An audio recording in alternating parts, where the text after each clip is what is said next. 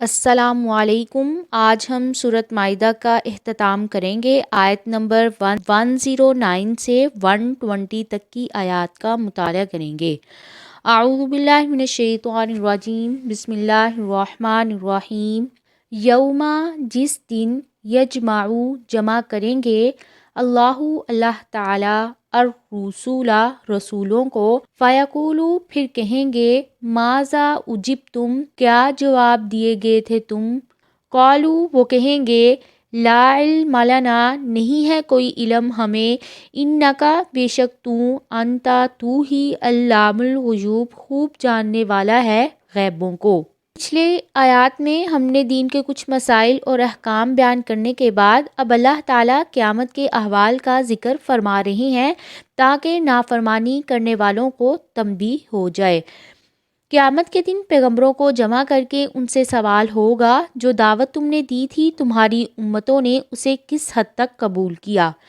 پیغمبروں سے یہ سوال در حقیقت امتوں کو ڈانٹ ڈپٹ اور ملامت کے لیے ہوگا۔ قالو لا علم لنا، وہ کہیں گے ہمیں تو کچھ معلوم نہیں۔ یہاں یہ سوال پیدا ہوتا ہے کہ امتوں کو اپنے رسولوں کو جواب کا کچھ علم تو پیغمبروں کو تھا، کیونکہ ان کی عمر انہی میں گزری تھی، تو وہ کس طرح کہہ سکتے ہیں کہ ہمیں کچھ بھی علم نہیں ہے؟ اس سوال کا جواب یہ ہے کہ انکا انت العلام الغیوب، کہ ہم تو صرف ان کے ظاہری جواب کی حد تک واقف ہیں جو ہماری زندگی میں انہوں نے دیا ہے۔ اس جب قولا، فرمائیں گے، اللہ تعالی، یا عیسی ابن مریم، اے عیسیٰ ابن مریم، اذکر، تم یاد کرو، نعمتی، میری نعمت کو، جو علیکا، تم پر ہے، وعلی والدتک، اور تیری والدہ پر، جب ایدتک، میں نے تائید کی تیری، بروح القدس، روح القدس کے ساتھ، تکلمو، تو کلام کرتا تھا، الناسا، لوگوں سے، فی المہدی، گہوارے میں، وکہلاً، اور ڈھیر عمر میں، وَإِذْ، اور جب، علمتک، تعلیم دی میں نے تجھے، الکتابہ، کتاب کی، والحکمت، اور حکمت کی، والتوراۃ، اور تورات کی، والانجیل، اور انجیل کی، وَإِذْ، اور جب، تخلق، تو بناتا تھا، من الطین، مٹی سے، کہیئۃ الطیر، پرندے کی شکل کی مانند، بِإِذْنِ، میرے حکم سے، فتنفخ، پھر تو پھونک مارتا تھا، فیہا، اس میں، فتکون، پھر وہ ہو جاتا تھا، طیراً، پرندہ، بِإِذْنِ، میرے اذن سے، وتبرئ الاکمہ، اور تو اچھا کر دیتا تھا پیدائشی اندھے کو، والابرص، اور برس والے کو، بِإِذْنِ، میرے اذن سے، اذ، اور جب، تخرج، تو نکالتا تھا، الموتیٰ، مردوں کو، بِإِذْنِ، میرے اذن سے، وَإِذْ، اور جب، کففت، میں نے روکا، بنی اسرائیل، بنی اسرائیل کو، عنکا، تجھ سے، اس جب، جئتہم، لایا تو ان کے پاس، بالبینات، واضح نشانیاں، فقالا، تو کہا، الذین، ان لوگوں نے جنہوں نے، کفروا، کفر کیا، منہم، ان میں سے، ان ھذا، نہیں ہے یہ، الا، مگر، سحر مبین، کھلم کھلا جادو ہے۔ اللہ تعالیٰ نے حضرت عیسیٰ علیہ السلام پر اپنے انعامات کا ذکر فرمائیں گے اور پھر ان سے سوال ہوگا۔ اس سے مقصد نصرانیوں کی تردید ہے۔ اذ ایدتک بروح القدس، یعنی جبرائیل علیہ السلام کو تمہاری مدد کے لیے مقرر کیا، یہ پہلا احسان تھا۔ وَإِذْ تَخْلُقُ مِنَ الطِّینِ، تخلق کا لفظ صرف ظاہری شکل و صورت کے معنی میں استعمال ہوا ہے۔ حدیث میں ہے کہ قیامت کے دن اللہ تعالیٰ تصویر بنانے والوں سے فرمائیں گے، جو تم نے خلق کیا اسے زندہ کرو۔ پیدا کرنے اور زندگی دینے کے معنی میں خالق صرف اللہ تعالیٰ ہے۔ کہیئۃ الطیر، بِإِذْنِ، اس آیت میں بِإِذْنِ کا لفظ 4 مرتبہ آیا ہے، جس سے بتانا یہ مقصود ہے کہ اللہ تعالیٰ کا حکم نہ ہوتا تو حضرت عیسیٰ علیہ السلام یہ معجزات نہیں دکھا سکتے تھے۔ کففت بنی اسرائیل، یہودیوں نے جس طرح حضرت عیسیٰ علیہ السلام کے قتل کی سازش کی تھی، اللہ تعالیٰ نے انہیں ان کے شر سے محفوظ رکھا اور انہیں اپنی طرف اٹھا لیا۔ الا سحر مبین، حضرت عیسیٰ علیہ السلام کی نبوت کے منکروں نے ان کے معجزات کو کھلا جادو قرار دیا تھا۔ بدبخت اتنا نہ سمجھ سکے کہ مادرزاد اندھے اور کوری کو شفا یاب اور مردے کو زندہ کرنا کسی جادوگر کے لیے ممکن ہی نہیں ہے۔ وَإِذْ اور جب اوحیت میں نے وحی کی الی الحواریشین حواریوں کی طرف ان یہ کہ آمنو ایمان لاؤ بی مجھ پر و برسولی اور میرے رسول پر، قالو انہوں نے کہا آمنا ہم ایمان لائے، وشہد اور گواہ رہ بِأَنَّنَا بے شک ہم مسلمون مسلمان ہیں۔ یہ بھی اللہ تعالیٰ کا حضرت عیسیٰ علیہ السلام پر احسان تھا کہ حواریوں کو ان کا مخلص دوست اور مددگار بنا دیا۔ حواری کے قریب قریب وہی معنی ہے جو ہمارے ہاں انصار کے ہیں۔ یہاں اوحینا کا معنی انبیاء والی وحی نہیں ہے بلکہ الہام ہے جو غیر انبیاء کو بھی ہوتا ہے۔ اس جب قالا کہا الحواریشون حواریوں نے یا عیسی ابن مریم اے عیسیٰ ابن مریم حل یستطیع کیا استطاعت رکھتا ہے ربک تیرا رب ان ینزل یہ کہ وہ اتارے علینا ہم پر مائدۃ ایک دسترخواں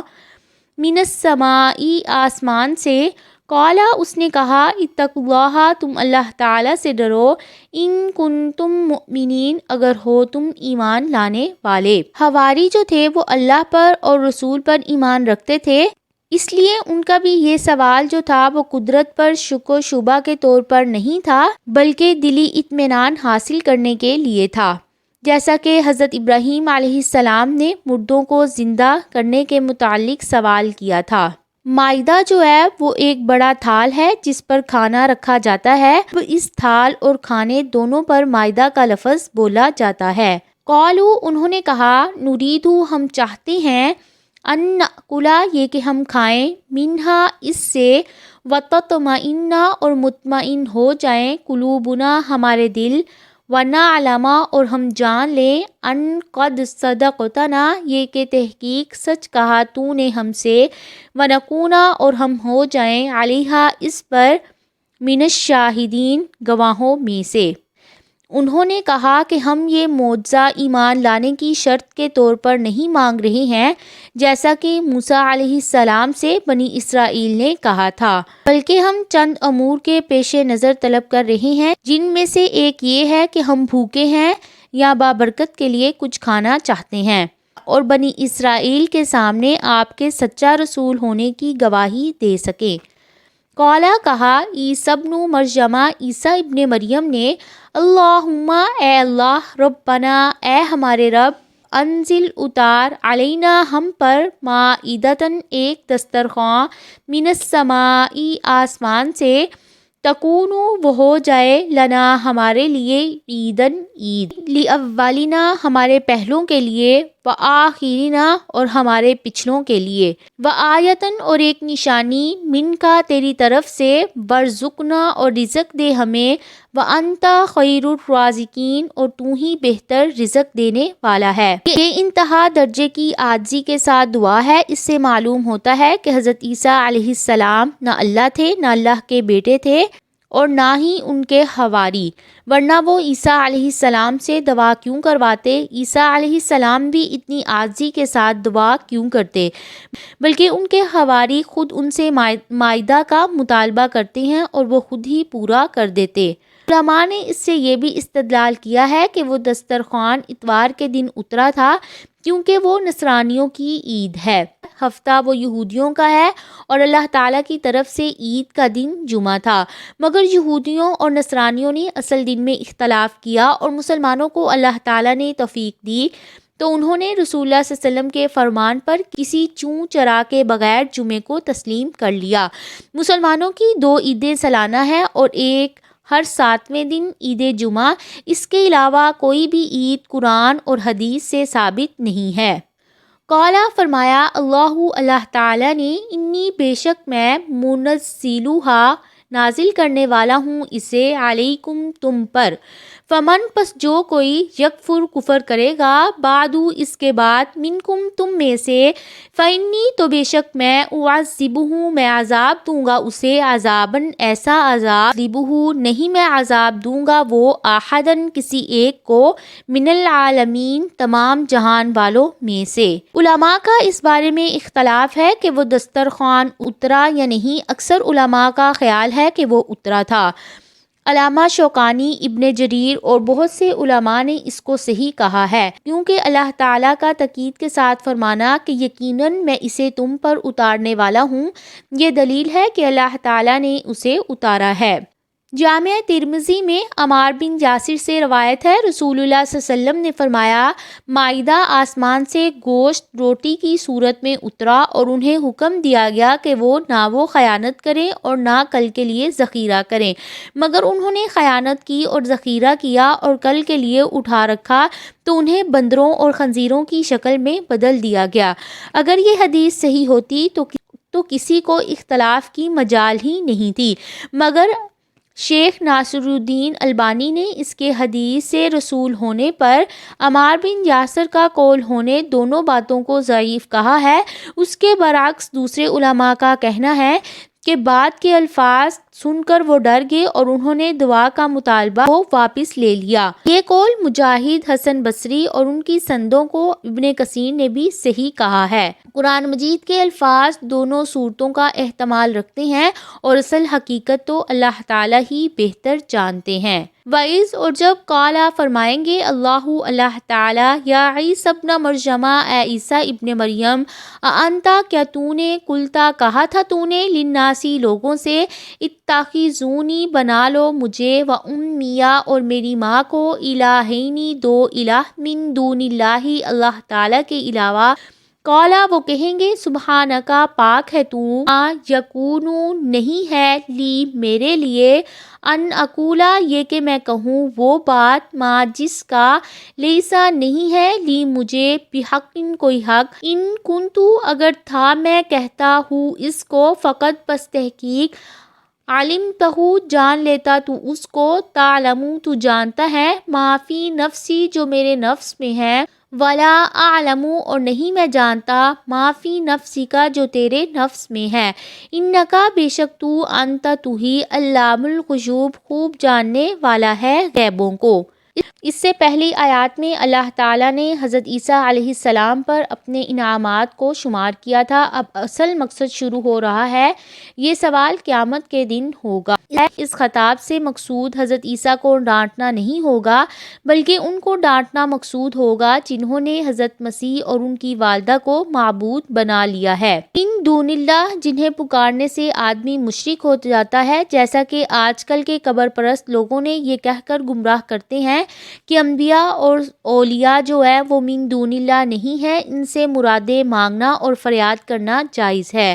یہ بات سراسر غلط ہے، کیونکہ من دون اللہ میں مسیح علیہ السلام اور ان کی والدہ ماجدہ اور تمام انبیاء اور صلحاء شامل ہیں۔ ان میں سے کسی کو حاجت روا، مشکل کشا اور خدائی اختیارات کا